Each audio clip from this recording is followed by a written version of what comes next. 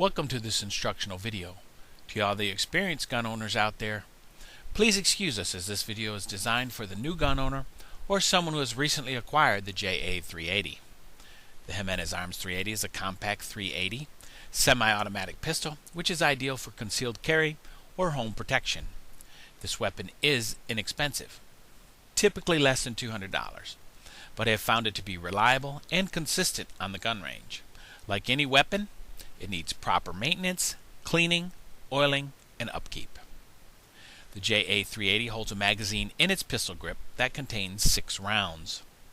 Of special importance is its size, with a length of approximately 5 inches from rear to front and about 4 inches from the top to the bottom of the magazine well. Again, this makes it ideal for concealed carry. We invite you to visit JimenezArmsInc.com for more information. I have placed the website here for you. The JA380 boasts fixed sights, a smooth trigger pull, which I don't know that I necessarily agree with, and comes with an extra magazine. Also of note is that extra magazines and even spare parts are not very costly. The weapon does have a lot of smaller parts that, if you are not careful, will be easily lost. More about this will be discussed as we move through the lesson. As we do move through the video, we invite you to pause, stop, rewind to the part you need. However, some parts we'll discuss in detail, some of the smaller parts and how they can easily be lost. If you have never disassembled your 380, we highly recommend you watch the entire video. Now, let's move to the instructional portion of the video. So here are a few things to remember about the JA380. First of all, it has many small parts. Some are even smaller than a penny or even a dime. I recommend a tip: place your weapon in a clean plastic bag when disassembling. In the event a part does come off, it will remain in the bag. Here are some examples of small moving parts that are easily lost. On the left side of the weapon, underneath the safety lever on the left side of the weapon, after the hand grip removed, there is a small spring, almost looks like a paper clip. You'll need to pay close attention to that. You do not want to lose that piece.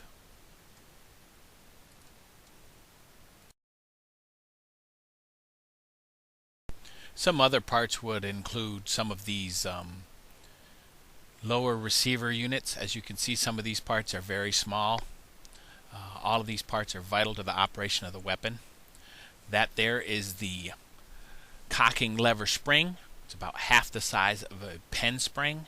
Next to it, the cocking lever itself. That is vital for the safety and operation of the weapon. And also the hand grip screws. Those are vital as well.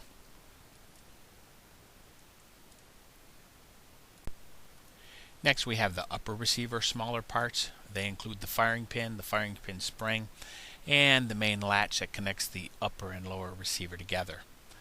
These are all of the parts for the upper receiver. Unlike other conventional weapons such as this Smith & Wesson 9mm, the JA380 does not have, as indicated here, a slide lock, nor does it have a slide release. Thus, as in this example with this again, a Smith & Wesson 9mm, you are unable to lock back the slide or release it. This must be done manually. Alright, so it's now time to start cleaning and disassembling our JA380, keeping in mind all of our small parts and their accountability as we take the weapon apart. Before we begin the actual disassembly, let's go ahead and get our toolkit together. First, we'll need a couple of screwdrivers, and you need some good gun cleaning patches, good gun cleaning solvent, your choice, an old toothbrush. We recommend you don't use your wife's. A good quality gun oil, and your cleaning push rods and patch cleaners. As with any activity with a weapon, it is imperative that you ensure that the weapon is clear and that there is no magazine in the weapon or brass in the chamber. And remember, check it at least twice. Once you have done this, it is now safe to begin the disassembly of the JA380. So let's review the clearing and safe procedure for this JA380. First of all, pointing to the cocking indicator, you'll notice that this weapon is cocked. You'll safely remove the magazine, put it off to the side, and rack the round out of the weapon. You'll notice that the cocking lever still shows that the weapon is cocked. You'll pull back the rack, visually inspect inside the chamber to ensure there is no brass or rounds, and this weapon is now empty. And now safe to pull the trigger and to begin the steps for disassembly of this weapon. The first step in disassembly will be to separate the upper and lower receivers by using the takedown pin. Go ahead and insert your screwdriver into the takedown pin, depressing it slightly, grasping both the upper and lower receivers with your hands, making sure you maintain tension on it as there is a spring inside, and separate the two from each other.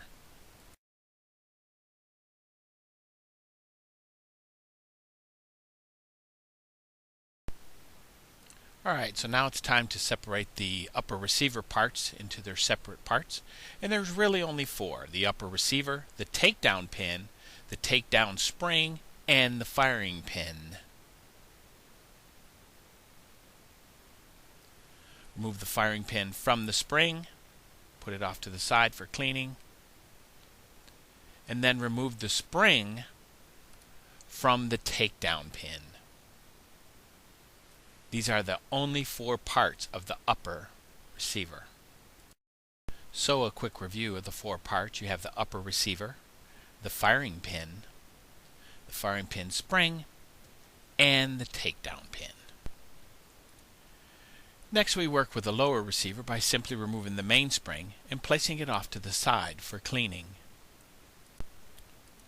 Next in the lower receiver is the trigger assembly unit, which is three small parts. It's very important that you place your finger down on these small parts as you pull the trigger to separate them.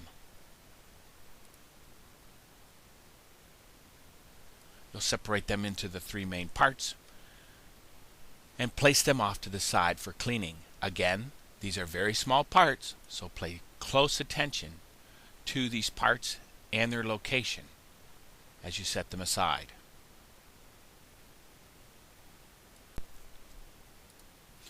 Okay, next it'll be time to remove the actual left hand grip from the weapon, keeping in mind that there is a spring underneath that may come loose, so you're going to want to keep track of that just in case it goes flying off. You want to keep your hand near it as you remove that hand grip.